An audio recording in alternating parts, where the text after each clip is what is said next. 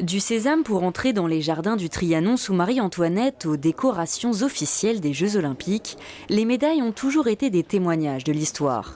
Frappées, poinçonnées, dorées et patinées, les médailles arborent différentes fonctions depuis l'Antiquité. La médaille avait plusieurs symboles, si je puis dire. D'abord, c'était une manière assurée de pouvoir transmettre son image à la postérité, parce que c'était de préférence un matériau inaltérable. Ensuite, la médaille pouvait être un outil de propagande, à partir du moment où vous mettez en avant vos victoires, votre famille. Et c'est également donc outil de propagande complémentaire, sachant que les médailles, notamment les médailles en or, servaient de cadeaux diplomatiques.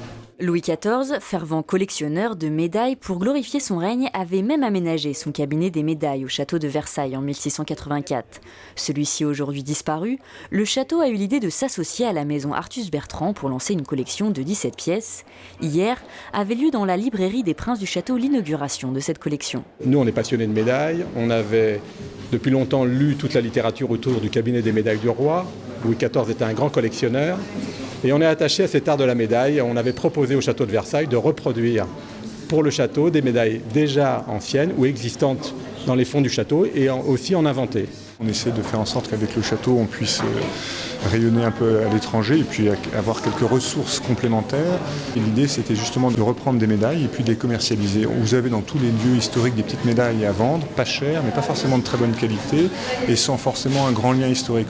Un moyen de créer des ressources pour entretenir le château de Versailles tout en développant l'économie des entreprises du patrimoine telles que la maison Artus Bertrand, des maisons qui, sans toutes les commandes de restauration, seraient amenées à péricliter.